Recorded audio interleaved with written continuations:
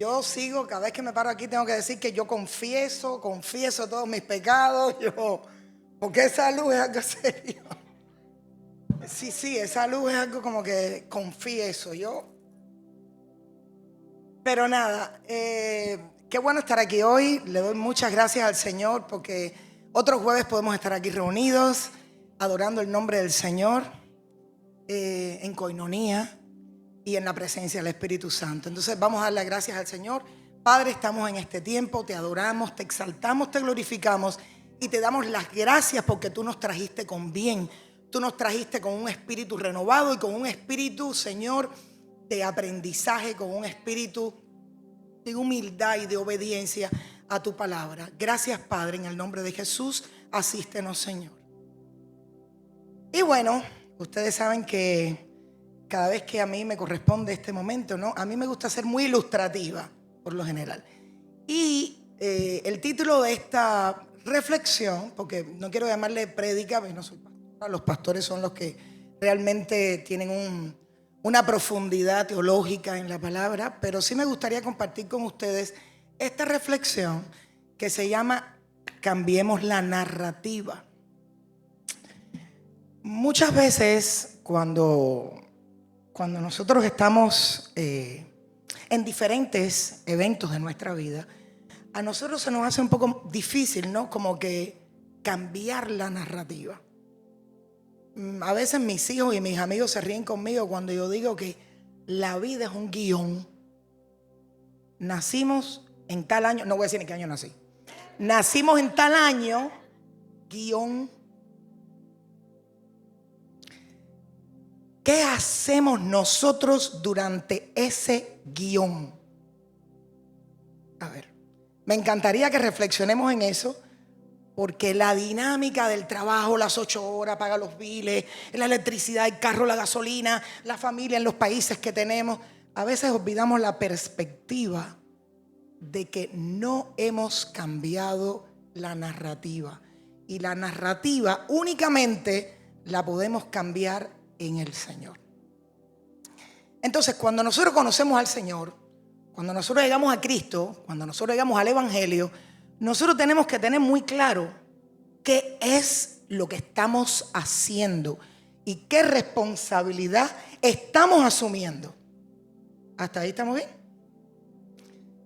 No solamente es decir, Señor, yo te acepto en mi corazón y es la oración de fe que todos hacemos, porque bendito Dios, porque entendemos que sin Él nada somos. O sea, bendito Dios por esa oración, ¿ok? Pero, ¿y después qué?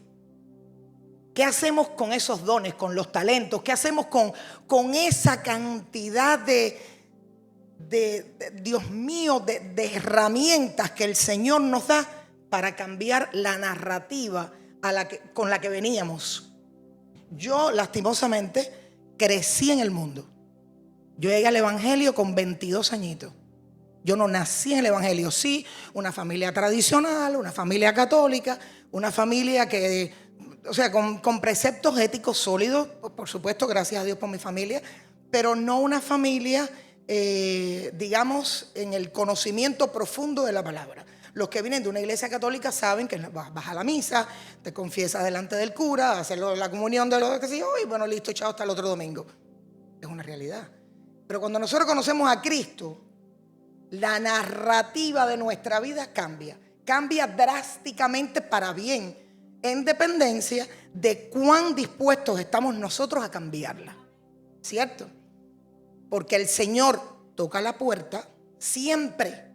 Somos nosotros los que tenemos que abrirla y somos nosotros los que tenemos que accionar en función de ese llamado, ¿verdad? Y no nos podemos quedar ahí. Entonces, yo quisiera, por favor, si Multimedia me ayuda, poner unos cuantos ejemplitos de personas que cambiaron la narrativa. Y quiero empezar con uno que todos conocemos, por favor, antes de poner imágenes.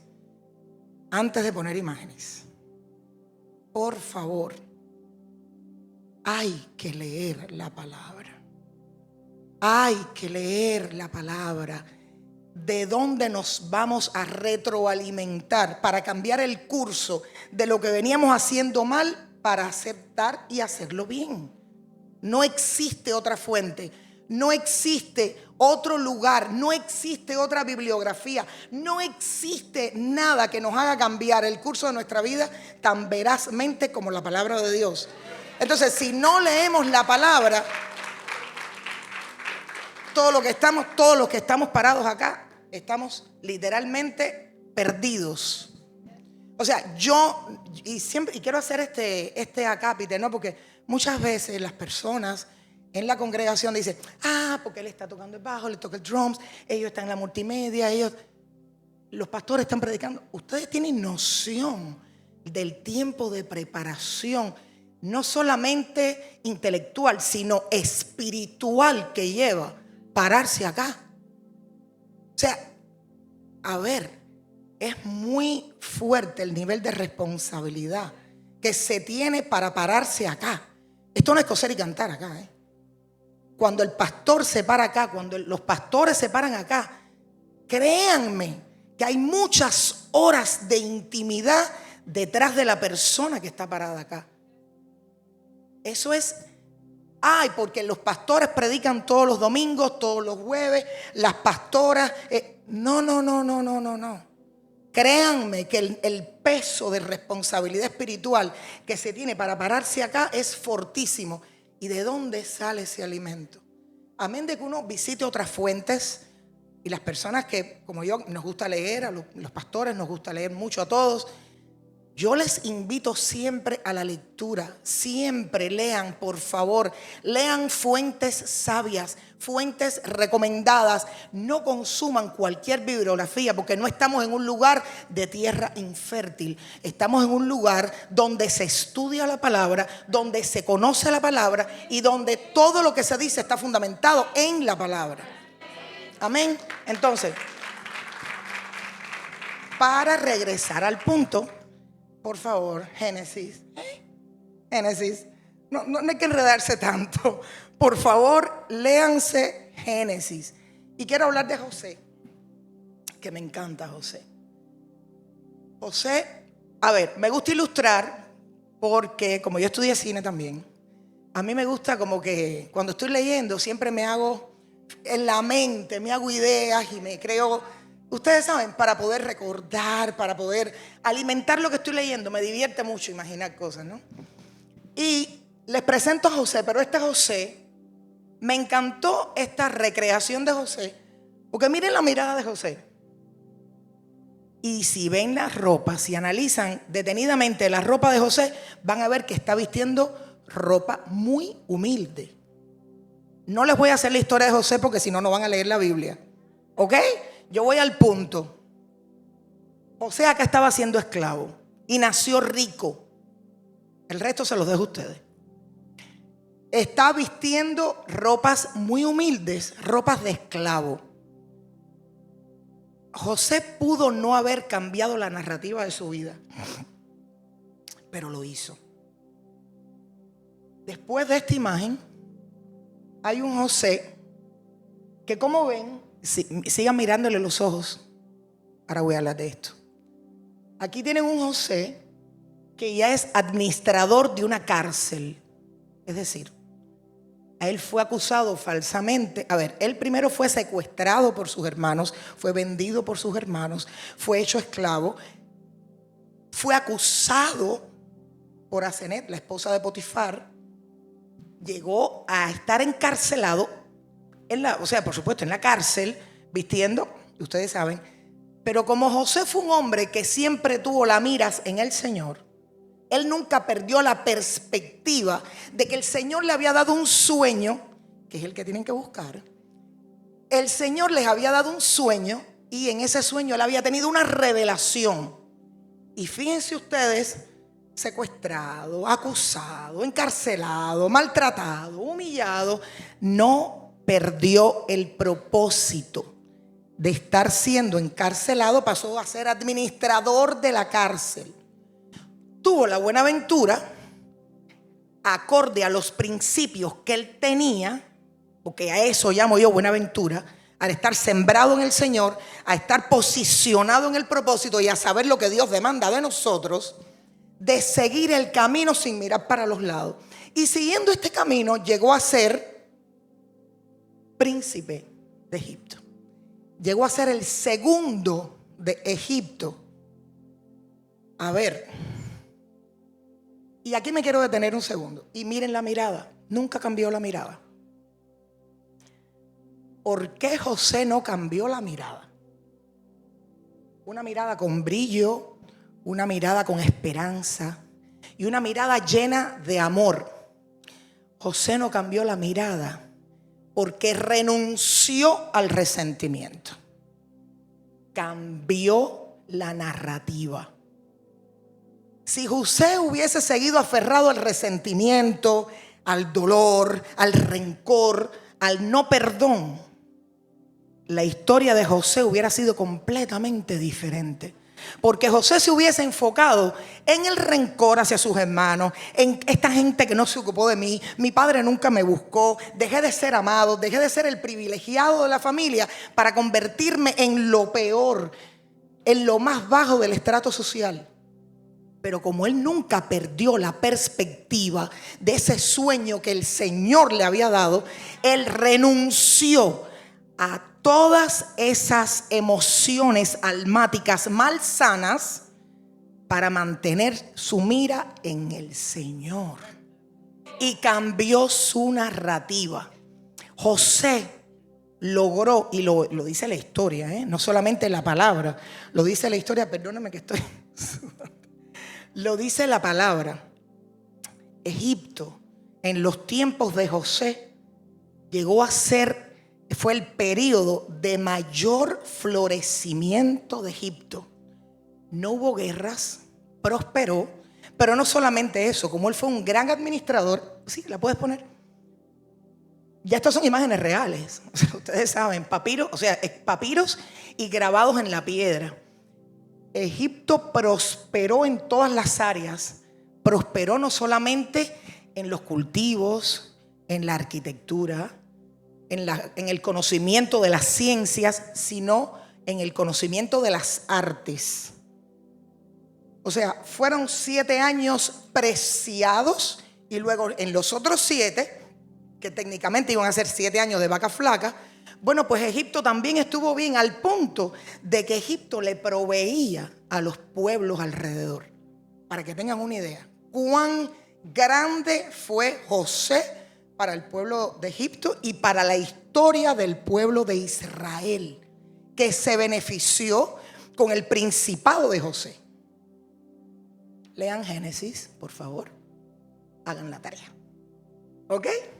Entonces, me encanta cómo José cambió la narrativa, porque José pudo haberse quedado en la frustración y en las miserias humanas y llegó a ser uno de los hombres más grandes de la historia. Se enfocó en lo que Dios tenía para él. Y quiero hablarles ahora. Ustedes saben que siempre tengo que apelar a ella porque me gusta mucho. Es un ejemplo de superación para todas y para todos. Esther. Esther cambió la narrativa de su vida. Esther tuvo, aquí es Hadasa, aquí todavía no es Esther. Aquí es Hadasa, la prima de Mardoqueo. A ver, Esther es fácil de encontrar el libro de Esther. Está entre Nehemías y Job. A ver, es más cerca de los salmos, que por lo general nos gusta mucho leer los salmos. Bueno, pues pegadito a los salmos, por ahí más o menos, está Esther. Entre Nehemías y Job. Lean Esther, por favor, les va a encantar. ¿Ok? Bueno, no se lo voy a leer yo. Sí me gusta mucho que Esther, no, pero la película no, sí, es bonita, hay varias versiones, ya las he visto todas. Pero no, léanse el libro, léanselo, que además es apasionado, tiene todos los ingredientes para hacer una película. Han hecho varias versiones, imagínense. Porque es que el libro de Esther tiene de todo. Es épico, es romántico, es poético, es culto, es sabio, es estratega. O sea, el libro de Esther tiene todos los ingredientes, les va a encantar. Pero bueno, aquí hay una Esther que es Hadasa, que ella tenía el sueño de ir a Jerusalén. Miren ustedes, el sueño de Hadasa era ir a Jerusalén. Y su tío le decía, no te puedes ir a Jerusalén. Eres muy joven, hay muchos peligros, los caminos son largos, estamos en Persia. En aquel momento el imperio se dividía en los medas y los persas. Todavía no era Persia como tal cuando ella estaba de esta manera. Después sí. Pero ella insistía. Pero hubo una noche que hubo una gran feria y ella le suplicó a su tío salir a la calle. Ella quería saber lo que estaba pasando. Ella tenía mucha inquietud por saber lo que estaba pasando. Y ella sale a la calle. Pero, sin saber lo que estaba ocurriendo en el palacio, la esposa presente de Jerjes, le estoy hablando que esto es una novela, de verdad, Jerjes, que era el rey persa en ese momento, estaba casado con la reina Basti. La reina Basti lo desobedece y es destituida. Y salen las hordas del rey Jerjes a buscar a las jóvenes, por supuesto vírgenes, para escoger la futura reina de lo que sería el imperio persa. Ella en este momento estaba preparada. Y ustedes dirán, contra, pero sí, ella estaba preparada. Sí, ustedes saben por qué ella estaba preparada. Porque ella era capaz de hablar. Su primo era un escriba. Vamos a empezar. Ella era adicta a la lectura. Era una mujer temerosa de Dios. Conocía las escrituras, número uno, pero además era capaz de leer las escrituras en todas las traducciones de la época, pero además era capaz de leer a los clásicos de la época en la lengua original de los clásicos de la época. O sea, ahí, siendo tan joven, ya Esther estaba preparada para un futuro, pero ella no sabía. Ella solamente estaba, ¿qué está pasando a mi alrededor? Mardoqueo trata de esconderla para que no se la lleven a palacio, pero ella se va y ella siente en su corazón de que hay un propósito en ella. Todo el mundo critica a Mardoqueo, todo el mundo la critica a ella, tiene la oportunidad de escapar, pero ella, yo tengo un propósito, yo aquí me voy a quedar. Lean Esther, es escogida reina y aquí viene lo que quiero decirles. Esther cambió su narrativa. Esther pudo haber sido una muchacha de campo, de ciudad. Pudo haber sido la ayuda para su tío cuando se quedara ciego y ella poder hacer las traducciones de las escrituras. Ella pudo haber sido la persona que enseñó a los niños, digamos, a crear escuelas para educar a las personas que tenía alrededor. Y está bien. Eso no está para nada mal. Ella estaba preparada para eso. Pero Dios tenía otro propósito con ella y la preparó para algo superior. Entonces Esther descubre que iban a matar al rey. Hay toda una historia alrededor de eso. Pero lo que me llama la atención de Esther, además de su preparación intelectual, académica, su preparación espiritual. Si Esther no hubiese estado preparada espiritualmente para ser reina de Persia, créanme que el Señor no lo hubiera usado. Hubo un momento en la vida de Esther que Esther se enfrentó a la muerte. Y yo quiero, si por favor me puedes poner, Karina, Esther 4:14, o lo leo como Esther 4:14.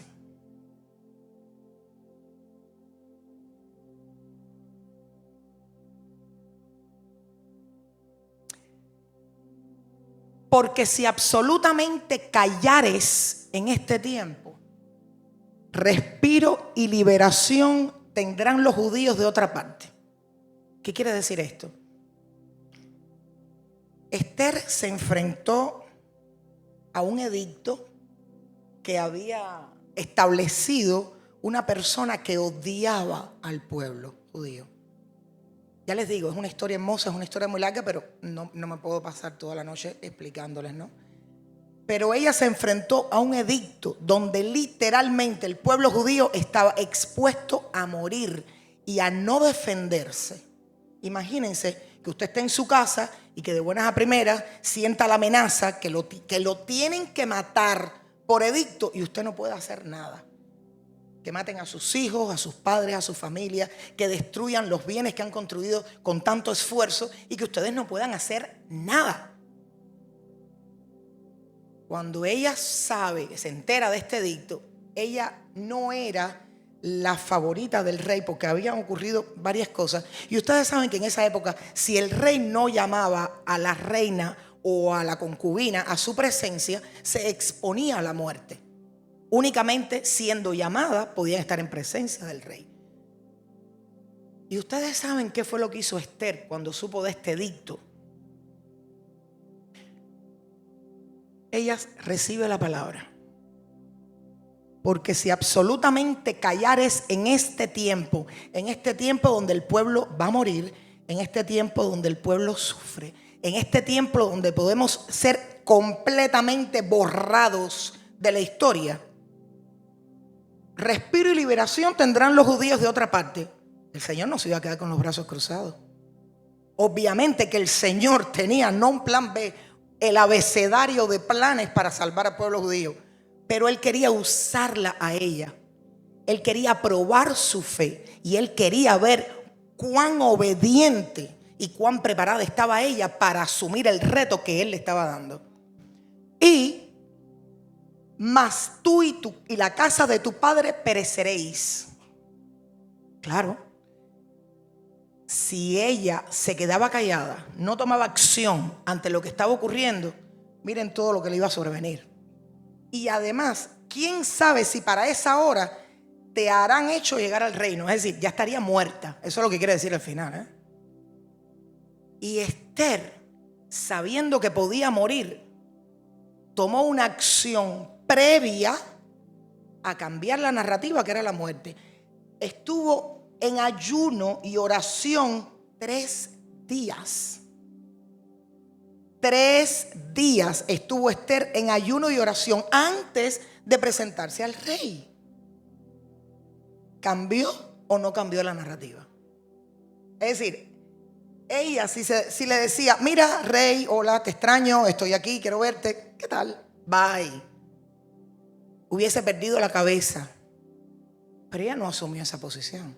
La posición que Esther asumió fue seguir el llamado, escuchar la voz de Dios y cumplir el propósito. Cambió la historia, pero no solamente la historia de ella, cambió la historia del pueblo judío, porque entonces el edicto cambió. Sí, ya como todas las regiones del pueblo, del imperio persa habían sido avisadas, no había tiempo físico de que los mensajeros llegaran a tiempo para cambiar el edicto, pero sí llegaran a tiempo para saber que se podían defender con lo que tuviesen en las manos. Palos, piedras, machetes, con lo que tuviesen en las manos se podían defender.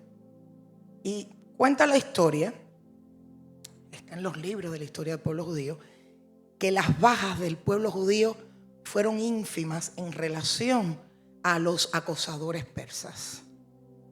¿Cambió o no cambió la historia? Entonces, a mí me gustaría mucho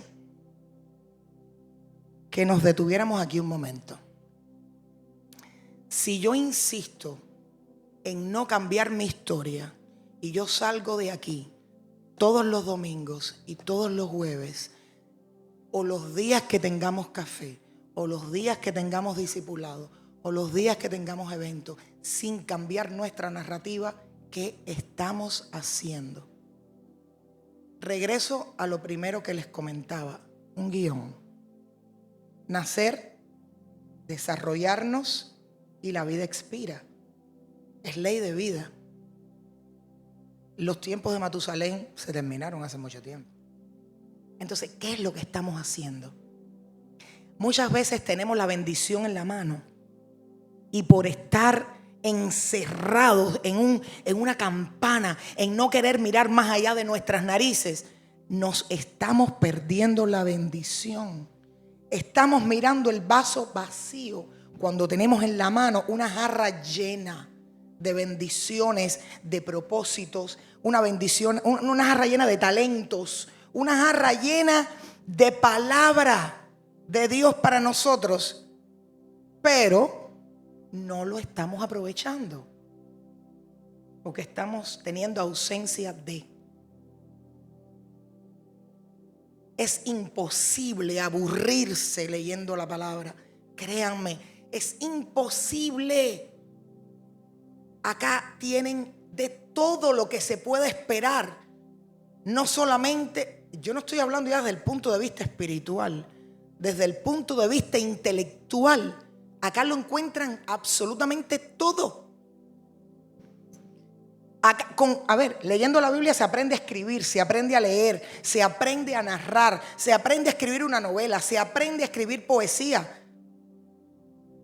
¿Qué son los proverbios? ¿Qué son los salmos? ¿Qué son los cantares? ¿Pero de qué estamos hablando acá? Yo creo que cuando nosotros asumamos la postura de vengo a nutrirme, vengo a alimentarme, vengo a descubrir mi propósito, me tiro de rodillas, hablo con el Señor, busco comunión, adoro, exalto, glorifico en la intimidad, entonces cuando llegamos acá, lo único que estamos haciendo es reflejando lo que ya hicimos antes. No podemos, esto no es un laboratorio. No estamos aquí para inventar, la alquimia se inventó hace mucho tiempo. Aquí no estamos para inventar sustancias. Ya Mendeleev lo hizo hace mucho rato. Nomencló la tabla periódica, ya eso pasó. Acá estamos para mostrar lo que el Espíritu Santo está haciendo en nuestras vidas.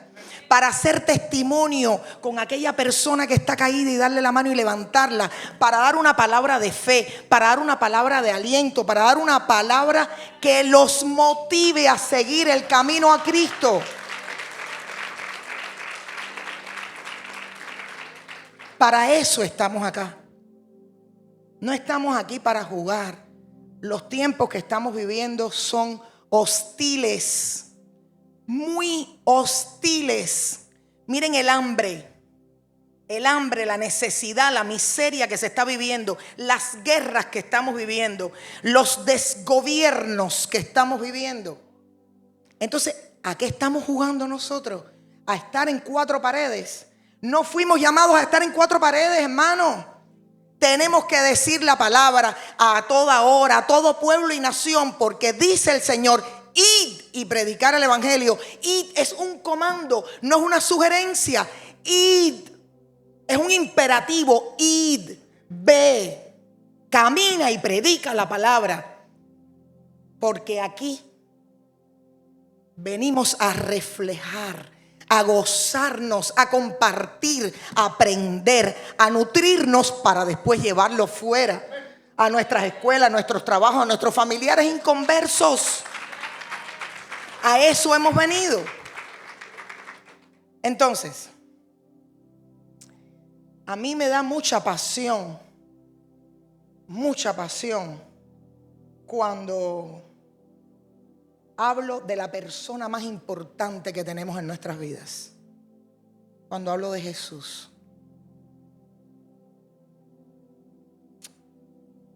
El Señor. No existe persona en la historia de la humanidad que haya cambiado la narrativa de la manera que Jesús lo hizo. No traje ilustraciones porque no viene al caso, porque Él vive en nuestro corazón. Él vive en nosotros.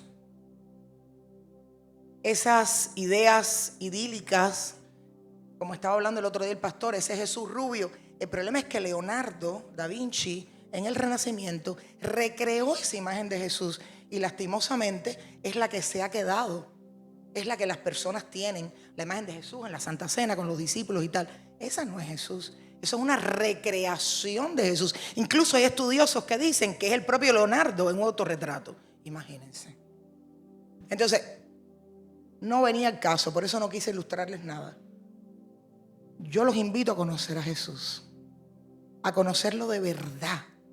No estoy diciendo que no lo conozcan, que no lo conozca, que no lo conozcamos, pero nunca es suficiente. No hay palabras para describir el amor de Jesús. No hay palabras para describir el sacrificio de la cruz. No existen las palabras para describir que siendo el Hijo de Dios,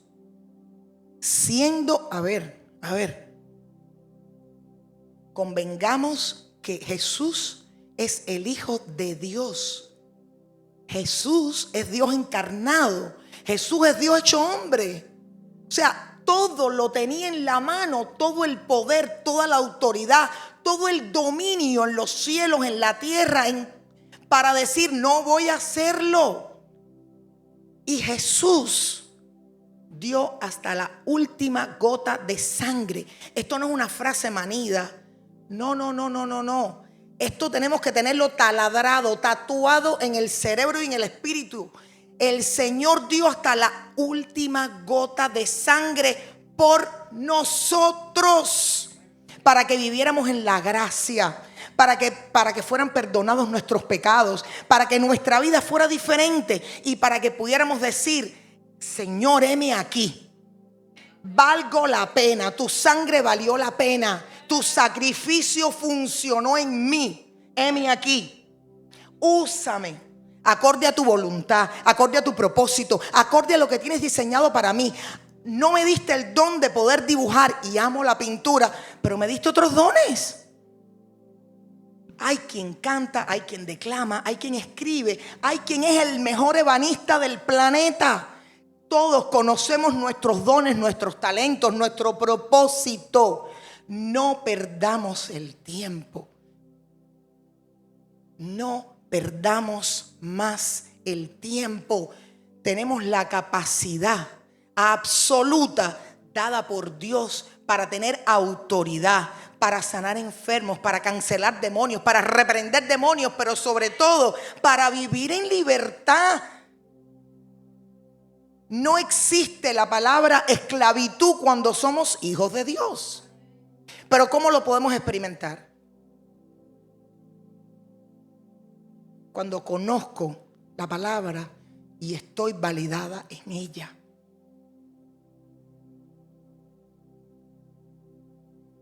Dice Mateo 5, 21 al 24. Oísteis que fue dicho a los antiguos, no matarás, y cualquiera que matare será culpable de juicio.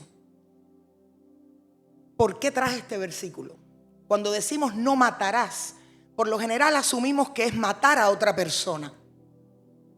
No solamente es matar a otra persona. Cuando yo veo una persona que está en necesidad y no le doy la mano, estoy mutilando su espíritu.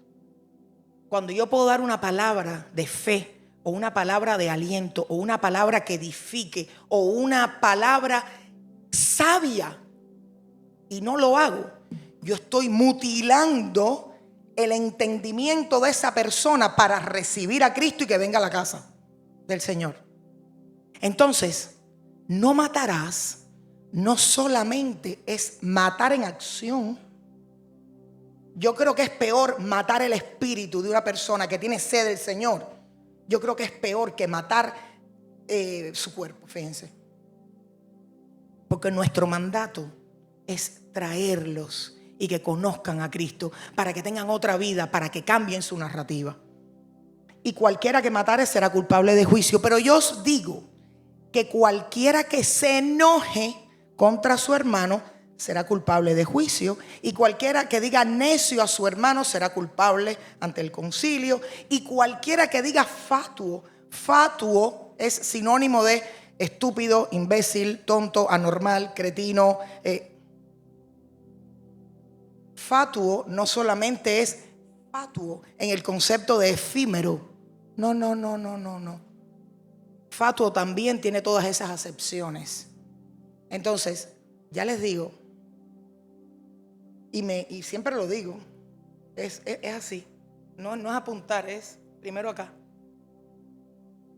Nosotros tenemos el deber, la responsabilidad de salvar almas.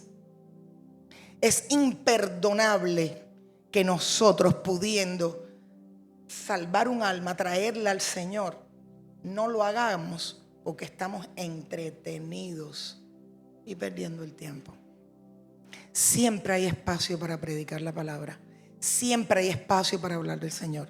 Y siempre hay un momento cuando estamos bien alimentados para sacar de la biblioteca y decir, este versículo es el que aplica ahora, este es el que te voy a dar. ¿Cierto? Entonces, en Mateo 18, 21, 22 dice, se le acercó Pedro al Señor y le dijo, ¿Cuántas veces perdonaré a mi hermano que peque contra mí? Hasta 7. Y Jesús le dijo, no, hijo. Me parece estar mirando al Señor. No, hijo, hasta 7. ¿Cómo que hasta 7? Hasta 70 veces 7. Hasta 70 veces 7. El Señor se dio por nosotros sin conocer la generación. A ver, Él nos conoce desde la creación. Él nos creó. ¿Me hago entender? Él nos creó. El Señor nos creó. Pero el Señor se dio por nosotros sin contemplaciones, sin reparos en su humanidad. Señor, pasa de mí esta copa si es tu voluntad. Porque era hombre. Y para eso precisamente padeció como hombre. Pero como era Dios, dijo, no, consumado es. Hasta 70 veces 7. Si Él nos perdonó, ay, por favor, ¿quiénes somos nosotros para no perdonar la ignominia de una persona que no tiene a Cristo? Que lo que tenemos que hacer es tenerle misericordia. Y hay 2 maneras de aprender, como siempre digo, por trituración o por convicción. A mí me tocó por la primera, por trituración. Sí, créanme. Entonces yo los exhorto a que se nutran. Siempre tengan un versículo a la mano que edifique, que levante, que ayude a la persona que tenemos alrededor. Porque no sabemos por lo que está pasando. Pero en ese momento una palabra de fe puede cambiar su vida drásticamente. Y dice Proverbios 4:23. Sobre toda cosa guardada, guarda tu corazón, porque de él mana la vida. Proverbios 4:23. Guarda tu corazón, porque de él mana la vida. Yo no puedo dar amor. Yo no puedo dar una palabra sabia. Yo no puedo dar una palabra que edifique. Yo no puedo dar una palabra que redarguya. Yo no puedo dar una palabra de liberación si yo no lo profeso en mi corazón. Porque entonces soy un hipócrita. Entonces, ¿a qué estamos jugando? Al performance. Estamos jugando a ver, al performance, a la obra de teatro, a la comedia. ¿Y saben qué va a pasar con nosotros si jugamos al performance y a la comedia? Lo que nos espera es feo. Porque el Señor da acorde a la medida de fe de cada quien y acorde a la responsabilidad que tiene cada quien. Porque una vez que conocemos al Señor, que tenemos el privilegio de conocer al Señor, créanme, pero créanme que Él ya les está demandando. Y vamos a aprender de una forma o de otra. Vamos a aprender. Oh, sí, claro que vamos a aprender. Porque Él nos ama tanto que nos moldea. Él nos ama tanto, tanto, tanto, que Él no, como padre que es, porque tenemos que amar su paternidad y respetar su paternidad. Él nos ama tanto que sencillamente dice, ¿sabes qué? Yo quiero que tú seas mejor. Y entiendo que si te doy el camino fácil, no vas a aprender. Yo creo que este camino es mejor para ti. Y vamos a tener que aprender. A las duras vamos a tener que aprender.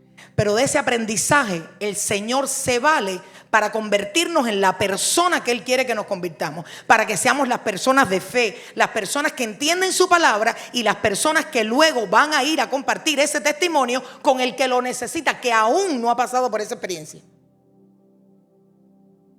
Amén. Entonces, sobre toda cosa guardada, guarda tu corazón, porque de él mana la vida. Y les invito nuevamente a leer la palabra. Entonces, vamos a ponernos en pie. Vamos a orar. Y le voy a pedir al pastor que ore para yo poder ir para el piano. No puedo estar en los dos lugares a lo mejor. El Señor lo bendiga. Fuerte.